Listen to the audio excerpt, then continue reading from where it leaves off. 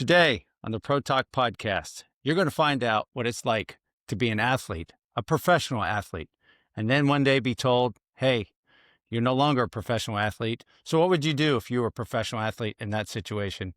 Would you take your millions and ride off into the sunset? Or what if you didn't have millions?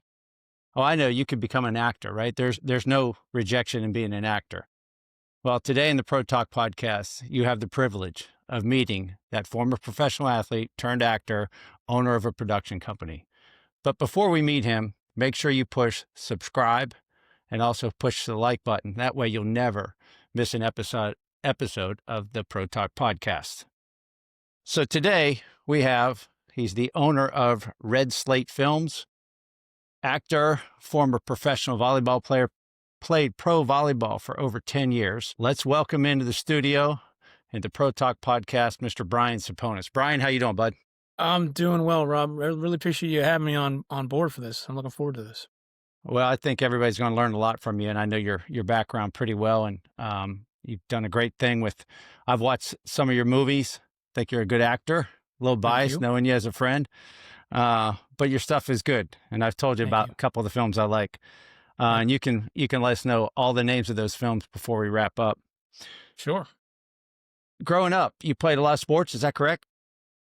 Yeah. I've been involved with sports since as far back. I'm probably thinking, I don't know, 5 or 6. Probably started with, it was either baseball or soccer. I can't remember which one came first. It might have been baseball, but then soccer was right behind it, and I love both of them. Actually, I played baseball all the way up to, I think it was Pony League or something, and then moved on from that and then played soccer all the way up to college. And it was funny because when my dad was my coach for soccer, and I was a goalie, but I didn't start that way. And the way I got into goalie is the day when I was probably 8, and nobody else wanted to play goal. My dad's like, get in there. And I was sick. I'm like, I don't want to run around and play goal. So I went and played goal, and just because I was the coach's son and he had no other options. So it kind of started the whole thing of me being a goalie. So sometimes it's just your coach saying, get your butt in there and do it, even though you may not want to. Did you enjoy being a goalie? Probably not at first. I was probably like any other kid at that age. Like, I want to go out and run around the field and chase the ball around. And who wants to go play goal? You're sitting there waiting for things to come to you. But the more I played it, the more I realized it was the coolest position on the field. And I absolutely took it on and took it over and did everything that I could to become the best goalie that I could. I mean, I was reading books. I would go to camps. I would do anything I could to become the best goalie. And then by my senior year in high school, I was arguably top 1 or 2 goaltender in the whole state of Pennsylvania. I had a scholarship offer to go play at Boston College and ended up going to Notre Dame to play soccer. That was the intent, but of course, life doesn't always agree with your thoughts and processes. I didn't have a scholarship offer from Notre Dame. I had to go kind of earn my way on there. So that's a whole nother story we can get into. But yeah, it's just once I realized that was what I wanted to do. It's like anything. If you really want to do something, you got to work your butt off for it. You can't. It's not going to come to you naturally. I mean, you might have natural gifts and everything. And I see these kids today, and I coached volleyball for a number of years out in California. We lived out in Los Angeles, but you see these kids, and they've got such potential, and they just. It's a mindset, it's an attitude, and it's something that if you want to be good at something, you can't take it for granted, and you can't just rely on your natural skills. You've got to go work, because guarantee you somebody out there is working harder than you, and when you meet up against them, they're going to beat you. So I was always of the opinion that, okay, you might beat me because you have more skills that I can't control my God-given skills, but I can control how hard I work. You're never going to outwork me. I guarantee you that. You're never going to outwork me. So I'm going to work to get what I want, and that parlayed into beyond soccer, which we'll get to translating to volleyball. But yeah, soccer was my life all the way up through grade school, all the way through high school, and then college. It kind of shifted gears. Well, you mentioned a couple things that I'm going to get back to, talking about hard work and attitude and mindset. I think is awesome. When you were younger, did any of your younger coaches or teachers foster that type of attitude? Where does that come from? It's funny because I'm sure they did. I had several good coaches over the years, and the thing is, a lot of times you don't realize until later what people might be telling you or imparting on you in terms of their wisdom, in terms of what they see. And sometimes I think one of the things that was kind of interesting is when I was playing high school soccer, I went to Central Catholic here in Pittsburgh over in Oakland, and down the street from the school, if you ran down, there was this huge flight of stairs, probably, I don't know, 150 something steps that would go from base up to Panther Hollow. And one year, our one coach, who was one of the assistants, decided that it was a good conditioning thing to run the team down there and run these stairs. Well, I'd never run stairs, but I'm like, this is ridiculous. And so, of course, when you first do it and people introduce you to new things and new ideas, you're hesitant and you're pushing back like, this is stupid. What does running stairs have to do with soccer? So we did it and we kept doing it. And, you start seeing gradual improvements in terms of like speed, explosiveness, all the fun stuff that you need for, especially being a goalie.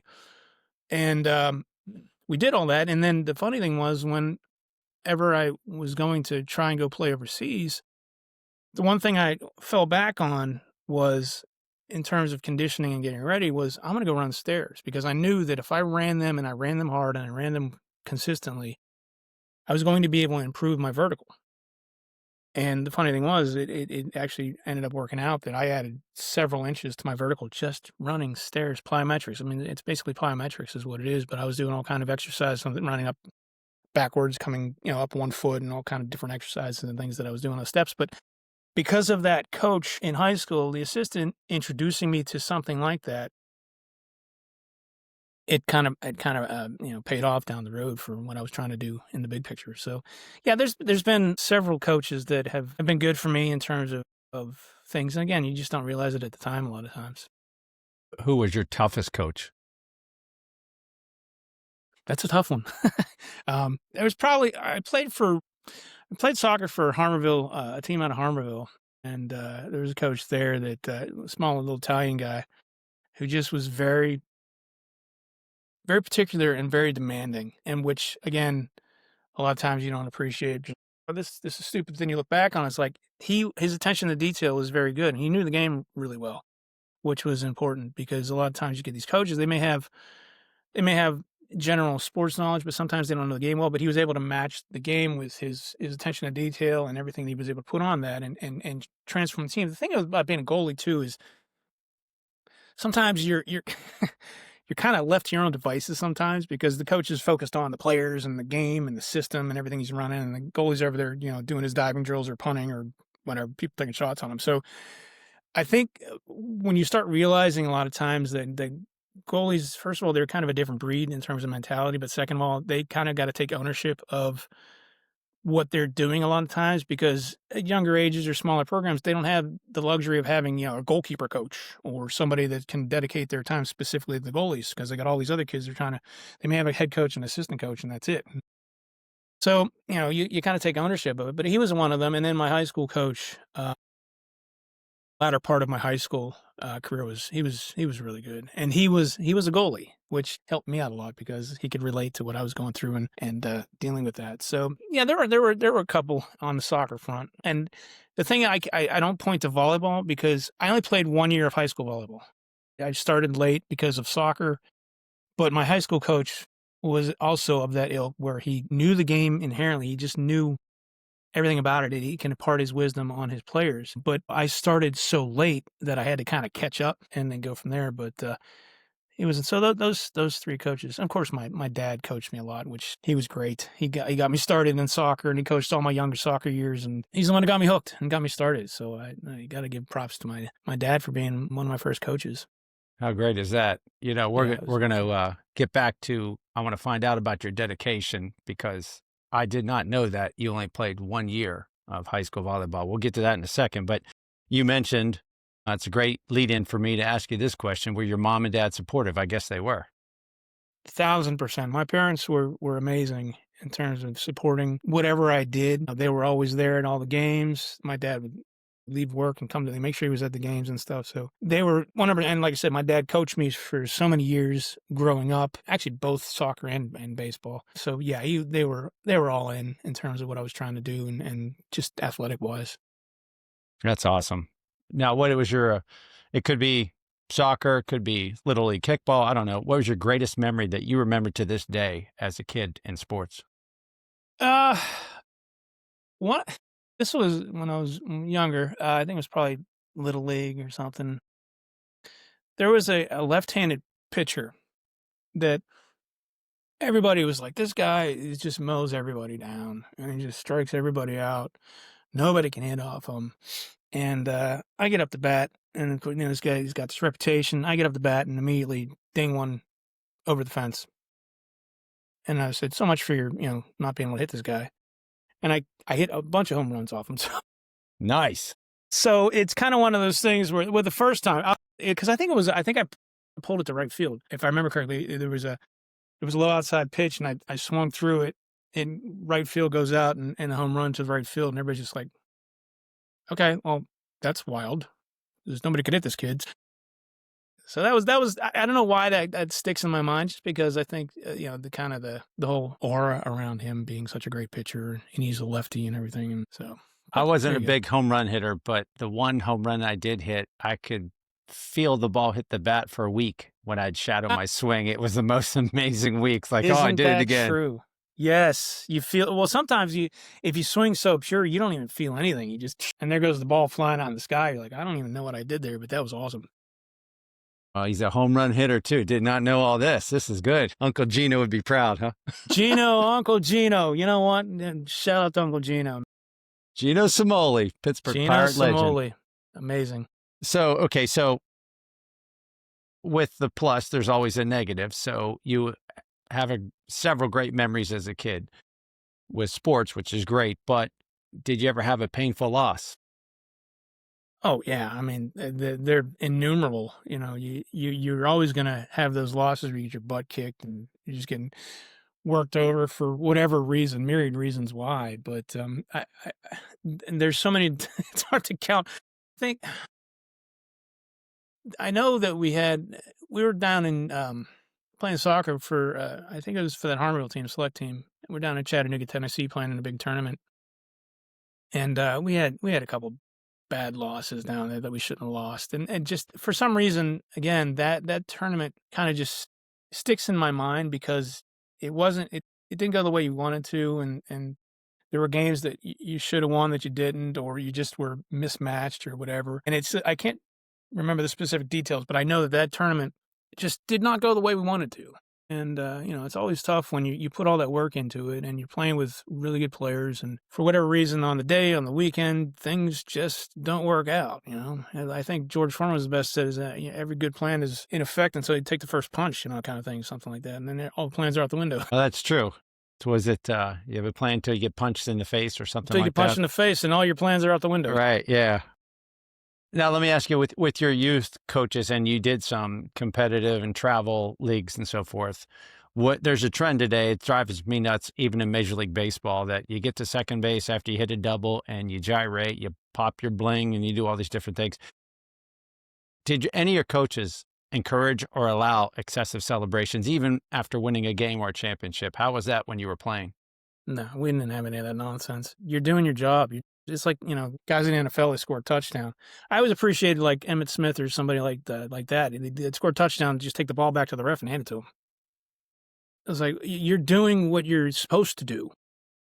And so when you're not doing that, I should like send you to the sin bin because you're not doing what you're supposed to do. I mean, come on, you're playing a game. It should be fun. I get it. It should be exciting and entertaining and all that stuff. But all this crap of over celebrate, like even I got a first down. It's like, okay, so what? You got a first down. Big deal. Right. That's what you should do. Right.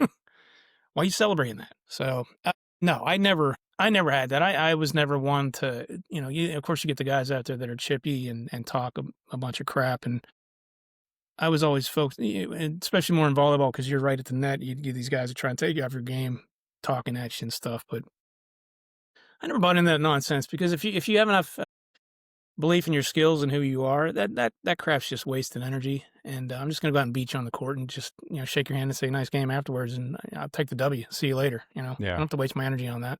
That's great. That's the way it should be. Like you said, that's what they're paid to do. That's what you're paid to do. That's what you're supposed to do. What are you celebrating that for? Yeah.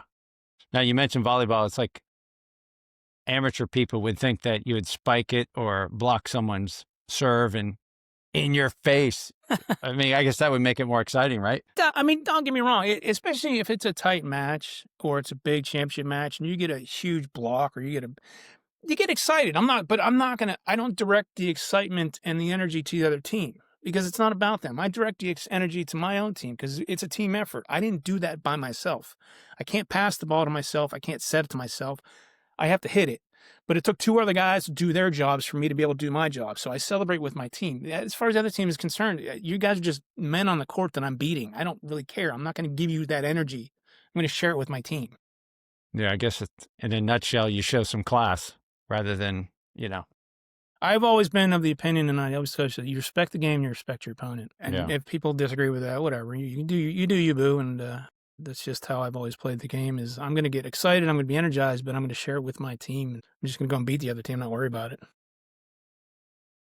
I think that's a huge statement. Respect the game, respect your opponent. That should be preached more and more these days. It's should be. even, I mean, probably start from the top down and from the NBA, MLB, all the way down. Okay, so let's get to the volleyball. People want to know, People want to know. This goalie just jumped over the soccer goal. Now now you played in Europe, so let's go back. You played 1 year in high school, and then you go to Notre Dame to play soccer. Mm-hmm. Lou Holtz said, "Hey, we don't need you as a kicker." What happened there?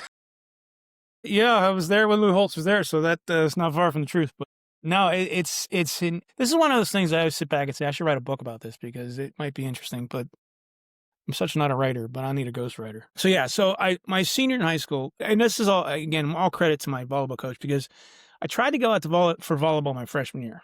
It was something different. But my coach at the time, and this is kind of really cool because I didn't appreciate the time, but as a coach and looking back on it, I do appreciate it now.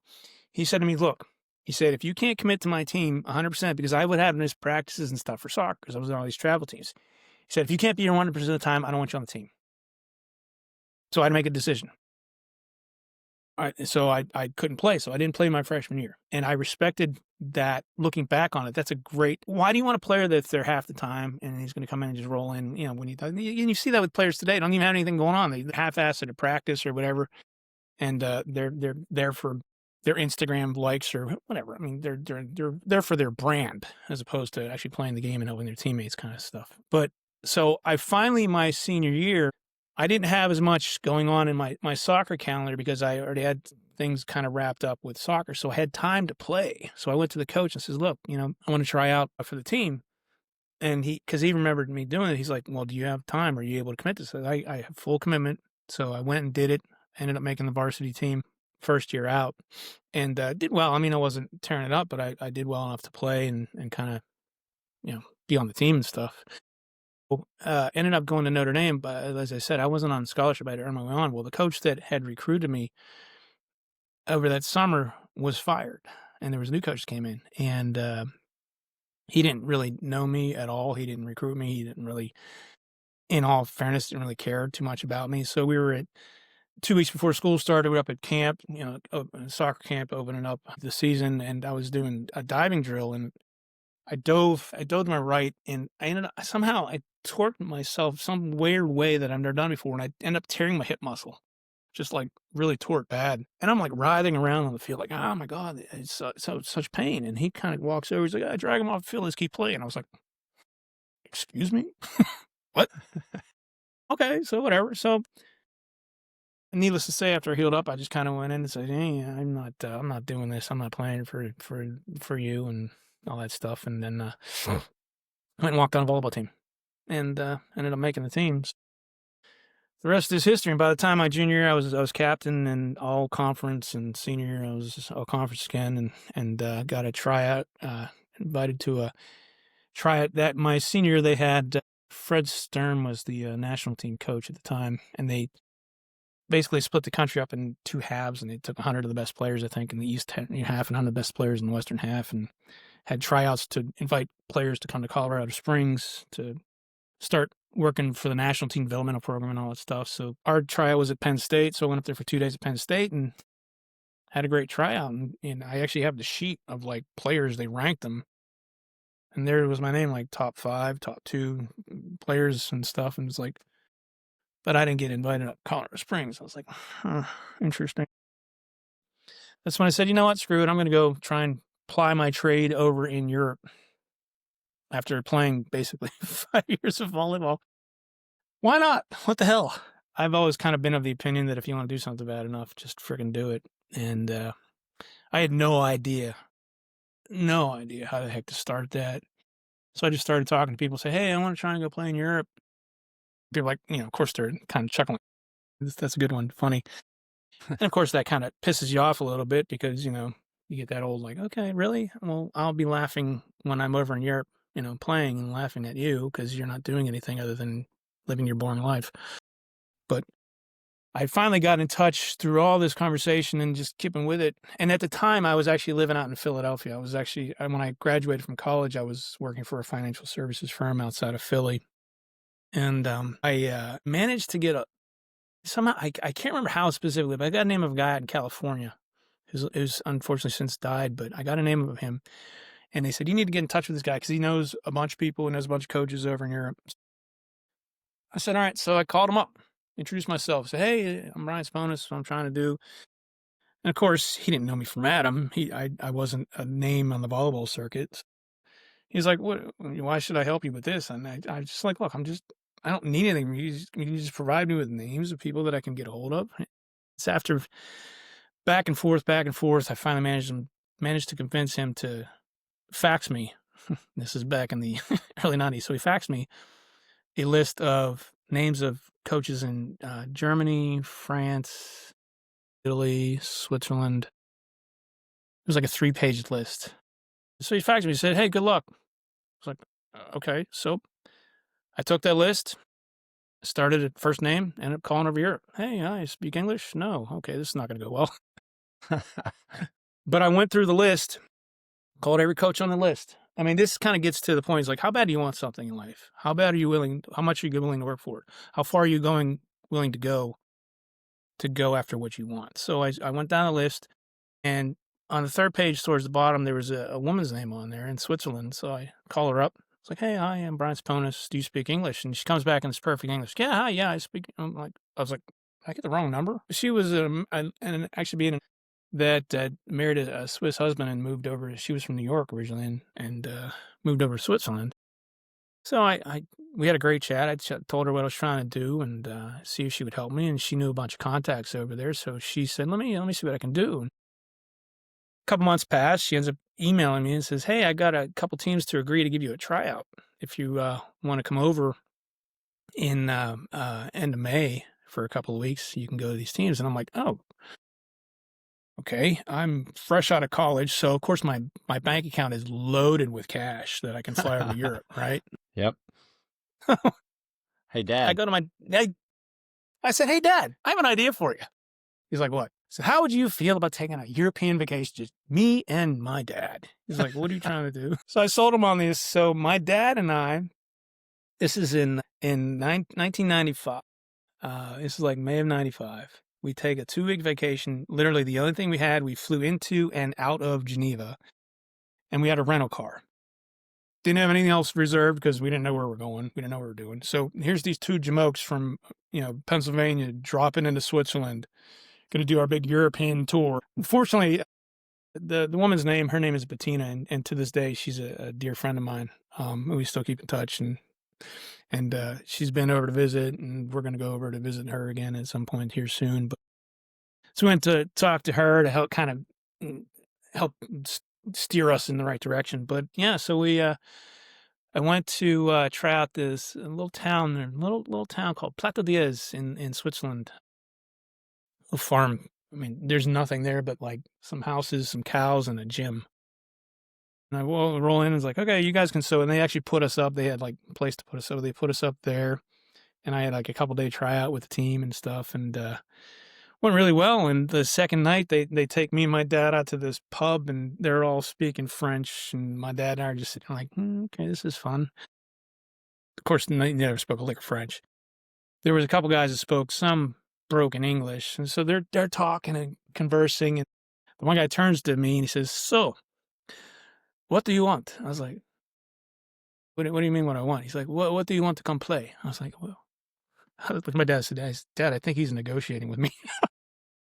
So they were trying to see what it would cost to bring me on as a player, and I'm like, "Oh, okay." So it just hit me at that moment. I'm like, "Oh, okay, Dad, I'm sitting here in a pub in Switzerland.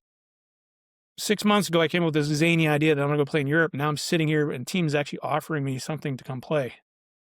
Crazy." So we had to work through some stuff. They actually, at the time, each team in Switzerland was only allowed 2 foreigners, and they had a foreigner already on the team, but they needed to find a setter. That was kind of their main gist. They needed to find a setter. They said, well, if they find a Swiss setter, they would have room to bring on the team. But if they found a foreign setter, there wouldn't be any room on the roster. So I said, you guys go do what you got to do, find your setter or not, and then let me know. And while that was happening, I went over to France, tried out for another team, ended up getting an offer for that team, but that was a lower division team. So it was kind of, Well, the funny thing was when I got back to America, I was back at my job in Philly. The guy out in California calls me, who had given me the initial name. He's like, hey, Brian, hey, I got just curious. I heard about what you did over in Europe. That's pretty cool. And I'm kind of like, hey, yeah, thanks for the help. Thanks for no thanks kind of thing. So now all of a sudden he's like, oh, wait, this guy's actually legit. He can actually play. He might have something here. So he's, but so he says, well, interesting thing. There's a team in Norway that heard about what you did, and they want to give you an offer sight unseen. I was like, what? Are you serious? So now I have 3 offers. One's kind of contingent upon them finding a setter. One's in a lower division in France. This Norwegian one they're in the Premier League, and in Norway they qualified for the European Cup, which is like the World Cup of volleyball. And they want me to kind of come play. I'm like, oh, okay. 3 offers. It's funny how life works. But, again, you have to take the initiative to kind of do what you want to do. And yeah. Well, let me ask you. I know your height, but how tall are you for the people at home need to find out? I'm not the top. I was a middle. So in terms of middle in the pro game, I was very much on the shorter side of middle hitters, but I had a 41-inch vertical, so I made up with my lack of height. Wow. With my hops. So kid can get up, huh? So you're playing at 6'9" level then. Yeah, I was playing much bigger than my height, which I needed because I remember in a couple of those games, there's one German dude. He's like 6'11", 7 foot. Of course, he's opposite me. I'm just looking at him like he was like 7 feet tall and like 4 feet wide, just this big muscle. I'm like, oh my god, this dude blocks out the sun, and I have to beat this guy. The eclipse. Yeah, seriously. I walk in, and it's like, where'd the lights go? Oh, the guy walked in the gym. Okay, this is great. Why? But again, you got to adjust your game. You got to be faster, smarter, and move because he wasn't very fast laterally. So if I could just move him laterally, I could beat him. If I went straight on, he was going to just destroy me. So I had to move. It wasn't fun, but we got it done. So you played Switzerland, then Norway. How long were you in Norway? Okay. So this is one of those failure moments that you were talking about because the Norway thing. So I went over. I got my work permits and I had to go through New York consulate and the Norwegian consulate in New York. Got all my work permits and everything. Do the Norway thing. Well, ends up things don't quite work out. Now the town I was in is a little town called Batsfjord, Norway. And Batsfjord, Norway is like it's above the Arctic Circle, like probably a couple 100 miles above the Arctic Circle. It's up there. So things didn't quite work out with the contract after all that. So I went from having 3 offers to that rug got pulled out from me on Norway. After that didn't work out, I went back to the team in Switzerland, see if they still had a spot on the roster. Like, yeah, unfortunately, we had to find a foreign setter. So they had their 2 foreigners. They didn't have room for me. Went back to the team in France. Like, hey, guys, I'd love to come play. He's like, yeah, sorry, we filled your roster spot. I'm like, oh. So I went from 3 offers to none in the course of 4 months. So I'll never forget this. It was like September of 95, and I was dejected is not even the right word. I was so freaking depressed. I had everything right there, and now all of a sudden I have nothing. And that was, like I said, September of 95. I'm sitting at home. I quit because I quit my job in Philly. I had a good job that I quit because I was going, hey, guys, see, I'm going to play pro volleyball in Europe. Peace out. So I didn't have a job. I didn't have any volleyball. I'm in my parents' house sitting there thinking, what the hell just happened? Yeah, okay, so again, here we get to the how bad do you want it? Are you going to give up on something just because something gets in your way one time, or are you going to keep going after it? So this was 95, September 95. I knew I was good enough to play in Europe. I proved it. I could do that.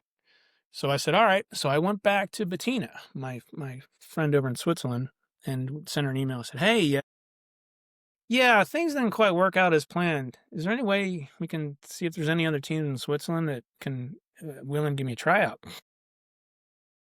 So she said, all right, well, it was from 95 until 1998. I didn't play volleyball. I was working, keeping in touch with Bettina. I was playing. I mean, I was still playing on my end because I was still preparing for the moment that I got an invitation. Never stopped preparing. I worked my butt off. I got stronger. I got better. I played volleyball all the time as much as I could. It's like February 98, something like that. Bettina sends me an email. Says, hey, there's a team. There's 2 teams in Switzerland. One team is being promoted because they run their league like the English soccer, where the teams are relegated and promoted every year, so they're keeping the best teams at the top. There was a team that was being promoted into the Premier League, and then there was another team that was last year, the year before, they won the Swiss League. So they were at the top of their game. So it was interesting. I had a team at the top and a team just coming in. Both were willing to give me a tryout. And she says, can you come back over? She's like, if you come back over, you can stay with me for a couple of weeks. So at this point, I got some money in my bank, so I didn't go back to dad again. I said, all right, I will be there. So I flew over myself, stayed with Bettina for a couple of weeks, and went and tried out for the team. Now, this is where things get a little interesting, if they haven't been already. But there are some things that happened on the trip that I can't explain, but worked in my favor. And I think this always relates to, when you want something, and I'm a believer in this, when you want something bad enough to, like, every cell of your being, you're willing to work for it and you're putting it out there and you're doing everything you can, it's like the universe aligns in certain ways to make things happen. Because there are certain things, and I'll touch on one in particular that to this day, I can't explain. I don't know what happened, but it worked. So I'm trying out for this team. I'm basically living with this team for a week. I'm practicing with them and I'm playing. So one night the coach comes to me and says, hey, we have a scrimmage tonight. Team coming into town. They're going to scrimmage us. I was like, okay. So I get out there and we go scrimmage, and I'm watching the team walk in, and I'm like, I know that guy. I knew half the team. It was a team of Americans that they were touring around Europe and trying to get players placed on these European teams. Well, here they are in my gym, what I call my gym, because I'm trying to get a player placed on a team that I'm trying out for. And I'm like, hell no. Hell to the hell no. This is not happening. No way. There's no way. So I'm playing for the Swiss team against the team of my people that I know, American team in Switzerland. And I'm like, this can't get any weirder, right? So I'm like, this ain't happening, guys. No, you are not taking my spot. None of you are taking my spot. So I had to have, like, the game of my life, which I ended up playing a really good game. And I'm like, good seeing you guys. Find a different town. Have a good flight home.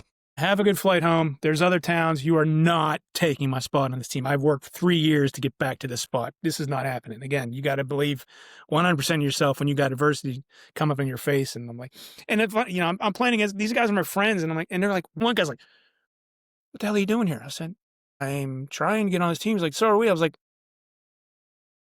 that ain't happening. That's great.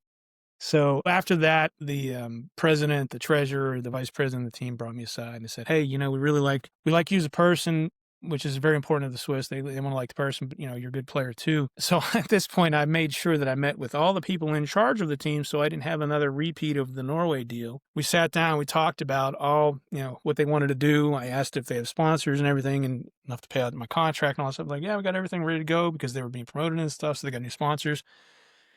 So I fly back from Switzerland with a new offer. And of course, my parents are like, look, remember what happened last time? Do not quit your job until you know for sure. I'm like, okay, they said they're going to be sending me a contract, and I have no reason not to believe them because I met with everybody.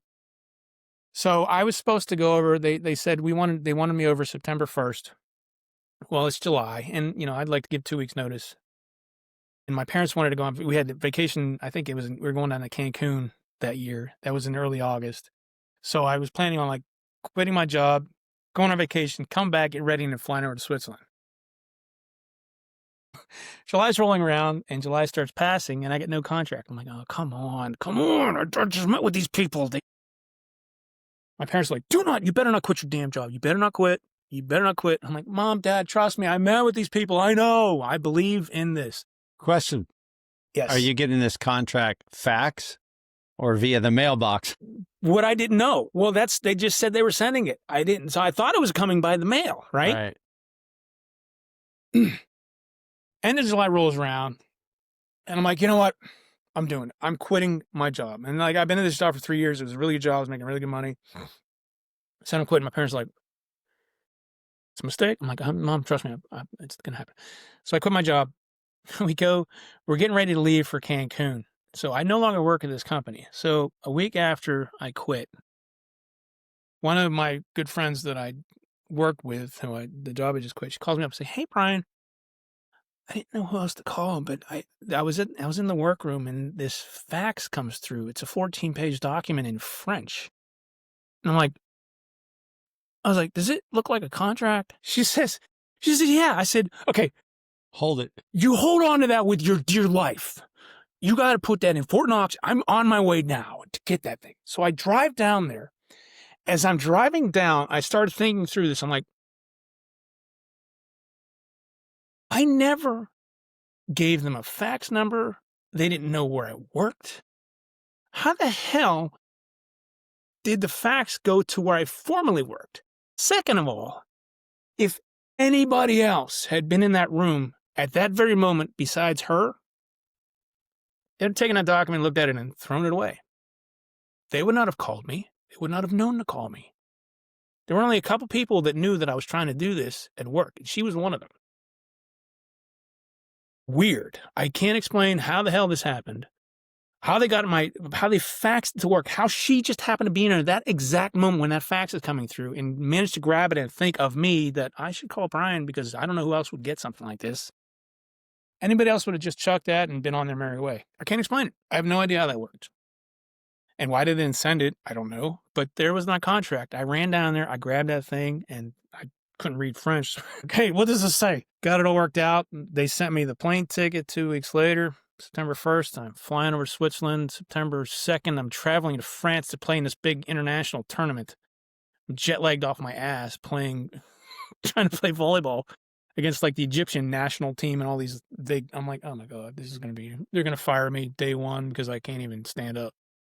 Well, we're probably all right now at home thinking, was there a dollar sign anywhere on that contract? That's what I'd be looking for. There was absolutely, the dollar signs were there. The thing is too, here's the other cool thing about the contracts. There's like all my living expenses, like they gave me a car, gave me an apartment. They paid for all my living expenses were paid for. And then they paid me a salary and above that. So, I mean, it was a good contract. It was, not a bad gig.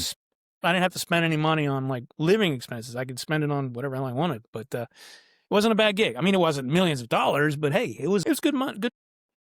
So, and all I was doing was playing volleyball and learning French. I went to French class while I was there too. And eating really, really good food, I'm sure. And traveling, and then weekends that we didn't have games or something, I'd catch a train down to like Venice or Paris. So I was traveling on weekends that I didn't have anything going on. So I was seeing all of Europe on basically for nothing. So how long does that team keep you afloat? That was 2 years. I was there for 2 years, and unfortunately, we couldn't stay up in the Premier League. We got relegated back down. Came back, and then ended up going over to Ireland and played a couple years in Dublin. And then at that point, I just got to the point where I was like, I think I'm time to retire from volleyball. So how old are you at the time when you're starting to realize, hey, this is getting a bit much on the body? That was 2004, so I was 30, 32. And the thing is, like, it was funny because in Switzerland, when I was there, again, because I was one of the two foreigners, it was me actually, and there was another American on the team. He wasn't one of the guys that tried out, but they brought this other guy from America. So we were two Americans, and we had extra practices. So I'd have a practice in the morning where we'd go and work on like jump serves and stuff. go to the gym, work out, and then I'd have practice at night with the team. And the extra practice and stuff was just for us foreigners because they were paying us more money. So like, we're going to get more out of you kind of thing. So, and the season went basically from September till May and doing all that. I just got to the point where it's like, that's a lot of volleyball. That's a lot of wear and tear on the joints, the knees, the back. And, that's why 32 doesn't seem old, but it gets to the point where it turns into a job, I guess, if you will. Not that it loses luster, because here's one thing that this was the coolest thing. The first day when I was in Switzerland, since the Norway thing didn't work out, the first match of my career, when I'm sitting there on the bench and we're at home and the gym is packed, and these people are not, I mean, they bring drums, they bring wine, like it's a big celebration. Like the games are, it's like the weekend game because the games are usually Saturday nights and it's like the big thing in these towns and stuff. So everybody's at the game. And of course, now that they're Americans in there, everyone wants to come see the American play, right? So the first game, I'm sitting there waiting. They'll announce like the starting lineups, and I was one of the starting 6. I'll never forget, and I've never done a drug in my life, never done anything. But when they announce my name and I go out on that court and I'm standing there and I'm realizing all the years of work and dedication and never stopping on the dream, never quitting on a dream, came down to that one moment. And I can't even imagine that there's a drug out there that felt like that. It was the most amazing. I'm getting chills as I'm talking about it now, because all that effort and all of that vision and time and dedication in that one moment where I'm standing there saying, I'm a professional volleyball player and nobody else can take my spot right now. How many thousands of athletes would kill to be in this very spot right now? And Right. I'm the one that has it. It's just that feeling. I would love for everybody to be able to feel that feeling, because it was just, it's awesome. One thing I respect is when you were talking about the 3 years, that's key. We might not be here right now if it wasn't for your determination in those 3 years that you're at the local Y, running the stairs, all the work that nobody sees, kind of like an Olympic Exactly. athlete that we see for 2 weeks what they do. Yep. But it's in the mundane, embracing the mundane and getting after it when no one's around. That's what's big. I think that's awesome. Athletes are made when nobody's watching. That's great. So you decide to pack it in and then come home, and I guess the financial service community's looking after you now, or recruiting you? We want them back. The funny thing is, this kind of, again, goes to the whole thing. So, and we're living in Dublin at the time, me and my wife. Well, I came back to Pittsburgh, got married, and brought my wife back over to Dublin. So she's living in Dublin with me, and I said, okay, we're kind of done with this volleyball thing. What do you think about going out to Los Angeles? She's like, what? He's like, yeah, now that volleyball's over, I think it's time to start so when I graduated from college, I had these 2 pie in the sky dreams. You got to go big or go home. I'm like, I want to be a professional athlete and I want to be a professional actor. Well, the athlete had to come first. Obviously, I couldn't be a 40-year-old rookie. So I had to get that out of my system and out of my way. Well, in 2004, it was out of my system. I was done. I said, you know what? Remember that acting thing? Let's do that now. Because, why not? Let's go be an actor and make zero money and pretend like you're Tom Cruise when you're not at all. But so we decided, we left Dublin, flew to Pittsburgh, packed up the car, and whatever fit in the car went, whatever didn't. And her and I took 2.5 weeks. We went north, went across I-90, made a little vacation out of it, stopped in the Badlands, Mount Rushmore. Went to Seattle and then went straight down to LA and saw the whole country, which is the whole northern part of the country, which was awesome. And then we roll into LA, and the first day I was ever in LA was the day we opened the door to our apartment. I was like, okay, well, we got to make this work. We have a 6-month lease, so we're going to be here at least 6 months, and ended up being there for 11 years. Wow. I guess when Tom Cruise was taking a break, hey, this Brian's a good-looking guy. Let's get him hired, huh? Is that the way it works? Yeah, well, Tom hasn't called me yet. I'm still, let me check. Well, he was taking a vacation, so they called you in, right? Yeah, no, that never happened. So, okay, so like you hear stories of bands going out to LA and living in the Sunset Strip with 9 guys in an apartment or 5 guys, whatever it is, and nobody wants to take their cassette or listen to their CD. Yeah. I'm kind of dating myself, but there's some perseverance in your background. So you're telling your wife, hey, I got this. How confident are you saying that to her? And is she living on ramen noodles or how's that working? Well, the thing was, okay, I knew this is something I was always going to do, and I wasn't stupid about it because I knew in advance that at some point I'm going to do this. So I was saving up money early on to go out to LA because LA is not a town you don't roll in LA with no money. You just don't. And if you do, you need to get your head examined. You just don't.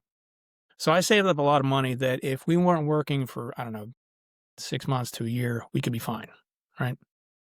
So I was planning this, even though it seems like I'm just fly by night. I did put some planning into making sure that we had cash. The other thing that I was confident in that something was happening, but the thing that was so different about, and it still is about acting or this profession, is unlike sports. When I was playing sports, if I worked this hard and did this, I would get these specific results. It was quantifiable. I could map it out. Acting, you can work your butt off, be the best actor in the world, and never work a day in your life.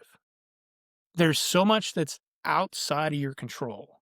So many variables that I can only control my performance, my preparation, my personality, my attitude. Beyond that, I can't make people think the way I want them to think. I can't make people do what I want them to do. It's just you can't. You can't. And so there's so many things that are outside of my control in the acting world that you just got to say, okay, I'm going to manage what I can and give you the best product that I can. And hopefully I can sway you to think the way I want you to think, even though I can't say, hey, Rob, I want you to think this way. And you're like, yeah, whatever, dude, go away. So that was the biggest difference in trying to embrace that from an athletic background, that I can only control so much. And I just had to prepare and just get out there and talk to people and meet people and do stuff. And that's kind of what I did. And, one thing kind of led to another and another. And I started getting on some projects and some films and other things. And then I started coaching volleyball out there, which was it was so much fun. But then I got to a point where it's like, okay, I'm kind of, not that I was done with it out there, because it didn't take till us moving back to Pittsburgh to me realize that, okay, that's again, kind of another chapter of my life that I'm closing. But we moved back in 2015 because we had a kid out there. Our son was born out there. And for almost 3 years, we were kind of going back and forth. We'd fly home for Christmas and for other stuff. And it just got to the point where it's like, you know what? I don't want to raise my kid in Los Angeles.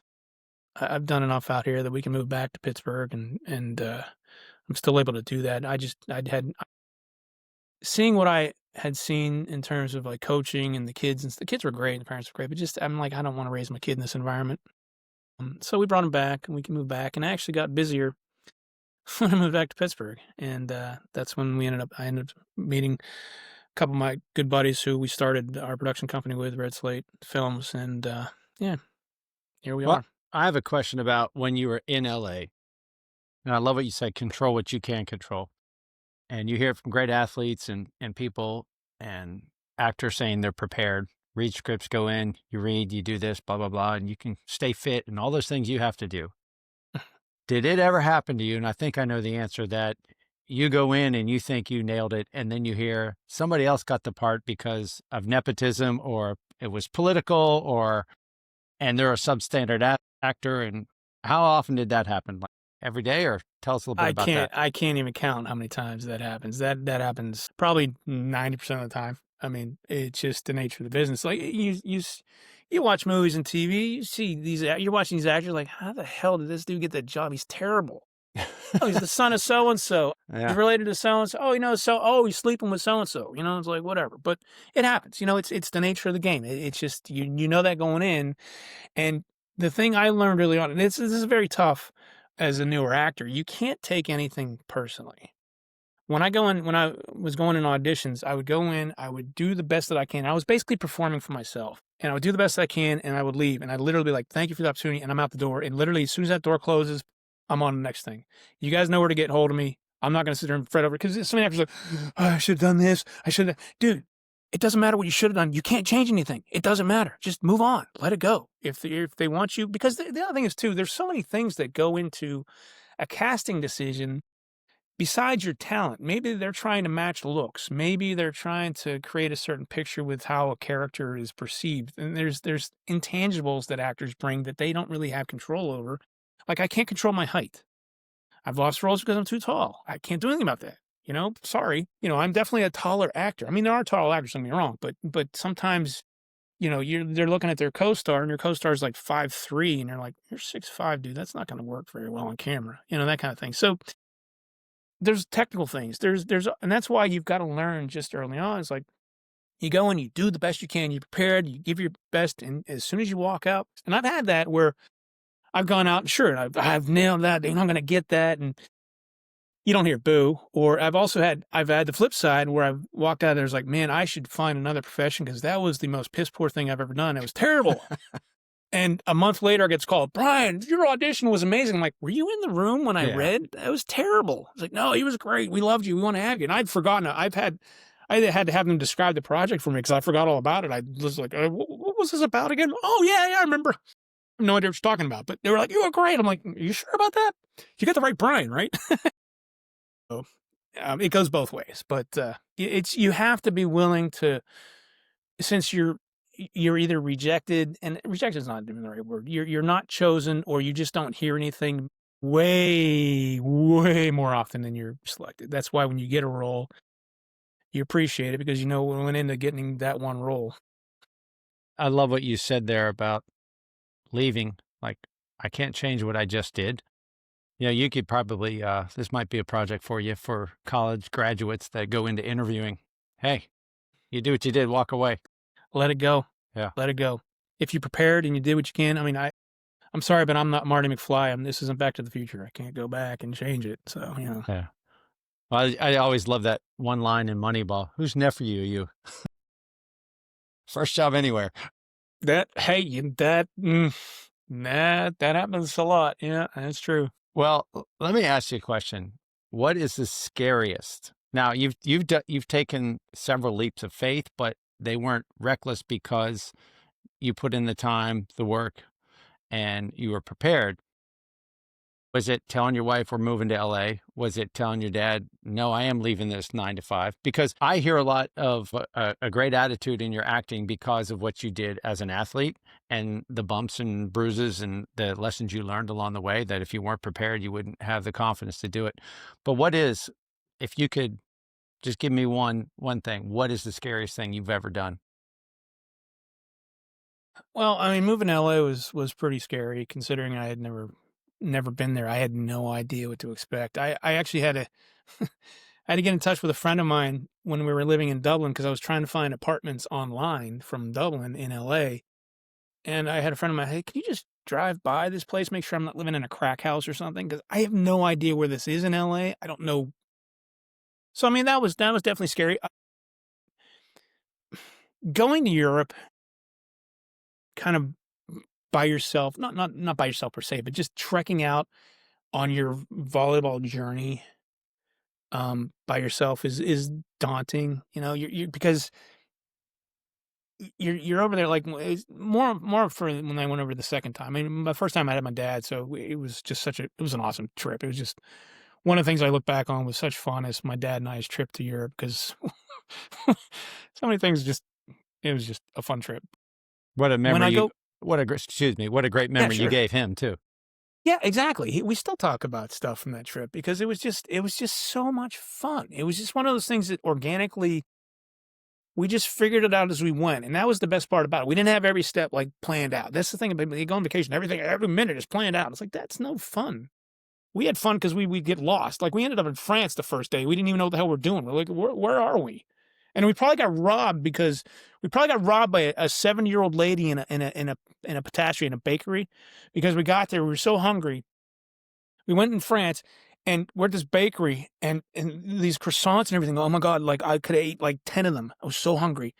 And I said, I want 2 of those. And the little lady, she's back there behind the counter and she's got this smile. She's probably in her 70s, and stuff.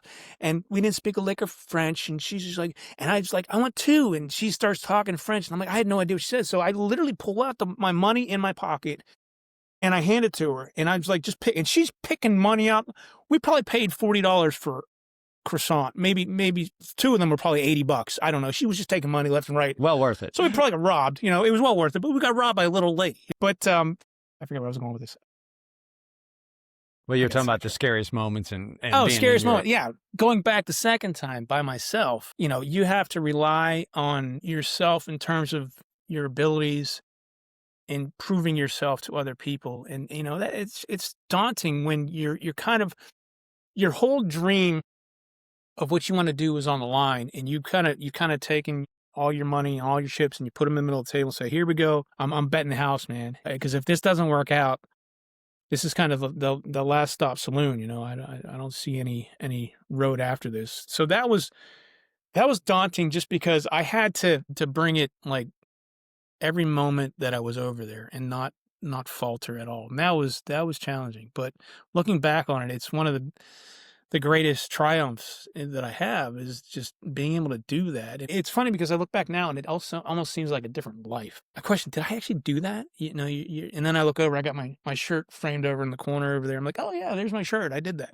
But it seems so long ago and like a different life and I was a completely different person. I was young. I was like 26, I'm trying to do this thing on my own at 26. Like, okay.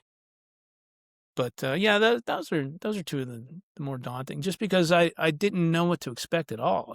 I'm one of and I think this started when I first graduated and I was working out in Philly for that financial firm, and I kinda had this mindset from there because when I went to work and I'd see these guys in their 40s, and they got a great I mean, they're making great money. Don't get me wrong, they're making big money.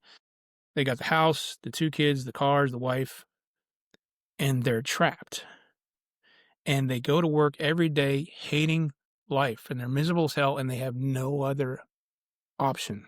And that's all they know. And I'm like, I don't want to be that. I don't want to do that. Life's way too short to be stuck in a trap job that you hate, but you can't get out of it because you have so much expenses or whatever that and I made that decision at the point. It's like, I don't care. You talk to these guys and they do, well, one day I'm going to do this. I was like, you know what one day translates into? Never. Sitting there saying one day I'm going to do that means you're never going to do that. You just got to do it and just figure it out as you go. Because I've fallen on my face countless times. You just pick yourself back up and you keep going. You're going to fail. I've failed more times than I've been successful. But that shouldn't stop you. You just got to pick yourself up. Like I said, life's too short to sit there and worry about the what ifs. What if this happens? What if that happens? So what? If it happens, you figure it out and you move on. All right. That's great. Well, let me go deep here. What is the worst personal loss that you've ever endured in your life? And was through that adversity, because success is such a great failure. What have you learned from that? Well, I mean, I'm fortunate enough to still have my parents and my family still around. I mean, I've obviously don't have my grandparents around and everything, so I haven't really been touched personally by direct familial tragedy. I think probably the biggest failure or setback was that old Norway thing when I was all set to go and ready to play, and that is literally like I'm standing there and somebody just grabbed the rug and I just fell flat on my face. And I had no backup. I had no nothing. It took me several months to kind of get back on my feet and realize that I gotta get off this chair and get my butt back in gear. I can't just sit here and feel sorry for myself because I had something that was right there that I worked so hard for, and realize that the road ahead is going to be as more difficult than it was now because now I'm trying to pick myself back up and start all over. I had to start all over. So I think that was probably the hardest thing to kind of recover because everything I've been so blessed and fortunate in my life in terms of the friends and family that I have and what I've been able to do. It's when you get something like that kind of just punches you direct in the face. You're like, okay, what am I going to do?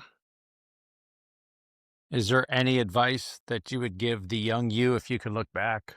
Not that you would say, I shouldn't have Mm. screwed up here, but maybe it's a parenting tip that you would give that, your son's at the age where he might not want to listen to dad, but he might see this, say, Yeah, well, you my might. dad might know a thing or two. Well, you have to, if you truly embrace something and you truly want to do something, whatever it is, sports, acting, something in the arts, your job, just do it to the best of your abilities. You've got to do it in a way that I always hear the phrase, if you're going to be a street sweeper, be the best street sweeper that's ever lived. It doesn't matter what you do. Whatever you do, you be the best at it to your abilities. And of course, people are blessed with different abilities and things of that nature, but you have your own abilities. You have to inherently believe in yourself, because if you don't believe in yourself, how can you ask anybody else to believe in you? So you've got to believe in yourself. You got to believe in what you can do, and you got to be confident in what you can bring to the table. Everybody's got their value. Everybody's got their gifts. Everybody brings something to the table. Whatever it is, and it kind of gets back to when I was talking about casting, is like, if you're casting movies, it's almost like a painting where the casting director's like, I need to paint this, and I need the color yellow here. Well, my color might be green. Well, I'm not going to work for that painting, but that doesn't mean I'm not going to work for this painting where they need a green color. So you got to embrace what is unique and specific to you, and realize that potential as much as you can, because otherwise you're just wasting your God-given talents. Find whatever it is. It could be anything, but just be the best at it and work hard for it. Because if you're not working hard, I can't stress this enough. I guarantee you somebody is working hard to take that 100%. And they will take that. If you meet them head to head and they've worked harder than you, and you say all else is equal, and you're being outworked for them, guess who's going to win? That's So, great. I've taken almost 2 pages of notes, and I can't wait to go back with the editing here because I'll probably take some more notes. But you've been very inspirational to me, and I've learned a lot of things just by our little thanks, Rob. chat here. Now, so where can the general public find out about your company? You said it's Red Slate Films? Red Slate Film. You can go to redSlateFilms.com. We also have a Facebook page, Red Slate Films, out on Facebook. You can find it. We're always posting stuff about it. We got a project that we're gearing up for in September of this year. We're shooting a feature film, this crime drama that we're going to be shooting later this year. We're really excited about it. It's a good script. But RedSlateFilms.com is a good place to start. Our Facebook page is a good place to go. Yeah, we have a film out on, it's called Done Waiting, out on Amazon. You can buy Blu-rays and DVDs of it. It's actually, I think it's on Tubi also, if I remember correctly. It's out there. If you search for it, you can find it. But people can watch that. It's some of our earlier work. Yeah. I got a question for you. Yeah. Totally off script. Have you ever been anywhere and seen one of your movies on TV or somebody streaming it, and just like a singer hearing their song on the radio? Does that happen to you? Yeah, not as much yet, just because we're kind of newer in the game. So, it takes a little bit of time. But it was, I had a little role in a recent film called Cabrini. I don't know if you're familiar with that. It's about Mother Cabrini coming over from Italy and doing this whole great thing. John Lithgow's in it, a couple other bigger names in it. But I had a little role in it. But just kind of going to like the Cinemark and seeing it in your name in the credits. It's funny because I was sitting there with my dad. I'm like, Dad, let's go see this movie. So we went and saw it. And he's like, oh, and so there's these 3 ladies sitting next to us. So after the movie's over, my dad's like, hey, my son was in that movie. She's like, what? Shut up, Dad. Like, Dad, stop. No, my son was in that movie. She's like, oh, God. You want his autograph? Dad's like, no, stop. She's like, oh, can I get a picture? I'm like, fine, is there a picture? I'm like, I'm not a big, I'm like nobody right now. You're not going to, like, my name's like, halfway down the credits. So you got to look for the cabbie guy in Cabrini, and there I am. But, it was just fun. My dad was like, it was cool. He was geeking out. He was like, my son's in that movie. Hey, look, this guy. Like that, stop. That's great. So. Well, Yeah. proud dad, you can understand having a kid. My dad's, he's the best. He's awesome. He's the best. Well, this next question, or 2 questions, like we're hanging out at the bar and 2 guys talking sports. Who's your greatest, or the greatest sports team, most memorable sports team, or the greatest sports team in any sport? Who's your favorite? Yeah. Well, I'm gonna tie the greatest sports team to one of my greatest sports experiences, because that kind of sometimes goes hand in hand to who your greatest sports team is. Well, when the Penguins won their first cup back in '91, my dad and I had season tickets, like partial season tickets, and we were at the game the first year that they won. At the time, it was the Wales Conference. Now it's the Eastern Conference. But the first time they won the Wales Conference, which means they were going to the Stanley Cup to play for the Stanley Cup the first time, and they beat the Boston Bruins. And we were at that game, and I thought the building was going to fall down. it was so loud and energetic after they won the game. I've never been a part of something that energized because all those years of just hockey. And then all of a sudden the Penguins are on the verge of going to the Stanley Cup. And it was just like, oh my God, all this pent up energy was just released. And, even outside, like I remember sitting, like I was in the car when leaving and I'm like hanging out the window and like the news, local news was coming up the aisle and I'm like getting on the news, like, oh, it's like, so, I mean, just having that team, that 91 Penguins team doing something like anything, you do anything for the first time, it's always so much more special to do something the first time. And that was the first time that they made it to the Stanley Cup and then ultimately winning the Stanley Cup. And it was just, to me, that's I have I kept all the newspapers. I kept anything that I get from that whole playoff run, I kept. So for me, that's like my greatest sports team and sports memories. Just the first time the Pens went through and won the cup. It was just. And then they go back to back. Well, yeah, they go back to back. They did it in 91, 92, and then they went back to back again in 16 and 17. And even then, it was still exciting. But it's just, there's something about, like anything, there's something about the first time when you do something and you achieve something for the first time. It's magical. It's just energy, especially when there's been so much. I mean, the Penguins were miserable before they did that. They were terrible. Right. And just to go from the depths of hockey to the heights, it was just cool to see. That's awesome. Yeah, and a lot of pride in Pittsburgh. Yeah. Any sport. Yeah, absolutely. Now, who's the greatest athlete you've ever personally been around? I'm sure you've seen many being a professional athlete. I got to Karch Kiraly. It was a big name. I don't know if you're familiar. He's a big volleyball guy. When I was at Notre Dame, they did a little clinic at one of the local high schools. And since we were the big college team, they invited a few of the players, and I was the captain of the, so they invited a few of us players to come and play a little 3-on-3 against Karch Kiraly, the local high school coach. I forget who else was with them. So I'm playing against a guy that I watched, win the 84, 88 Olympics, gold medal for the U.S. team. And he's on the other side of the court. And I'm sitting there, a college dude, and I'm watching this gold medal. I'm just like, oh my God. Well, the funny thing was, I actually blocked him. I got the block on one time, and I'm sure he literally hit it in my arms. He probably was like, oh, I feel bad for this guy, and he probably hit it in my arms, which is fine. But I blocked him. So I got to do that and then hang out with Karch Kiraly for a little bit and just play volleyball with him, which was just such a thrill. And Wait, you didn't go in your face or? No, I think I was so shocked that the ball actually hit my hands that I just came down. I didn't know what happened. I felt like I think I passed out for a moment. Like, wait, what happened? Am I okay? Like they probably had to pick me up off the floor. Like, that's funny. Yeah, no, I didn't do any of that. Definitely not the Karch. I'm like, Karch, thank you for hitting it into my hands. Thank you. I appreciate that. So it's like I've heard people say sometimes the bigger the star, the nicer the person, and he fit that bill. Is that correct? Oh yeah, he was great. He was great. Yeah.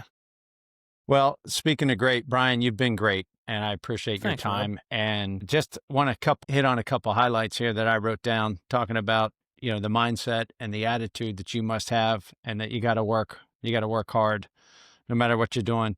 I've got a client who's a goalie, former college goalie, and I love what you said, that goalies take ownership. I think all successful athletes should take ownership. Absolutely. A guy who goes 1 year high school volleyball to Europe, and the perseverance you showed there and the lessons you learned. I think everybody needs to understand what you said. You respect the game and you respect your opponents. That comes first. Mm-hmm. And one thing you said, how bad do you want it and what are you willing to do? A lot of people say they want to. I guess it's a Bobby Knight quote. Everybody's got the will to win, but the will to work hard to win. Exactly. And then, you're talking about planning and controlling what you can control, because we can't always control the outcome, but you can control your preparation. Mm-hmm. So, Brian, thank you again. And everybody check out redslatefilms.com. Check them out on Facebook. So before we get to next time and our next guest, remember to push the subscription button and also the like button. And before next time, make the most of your time and hang tough.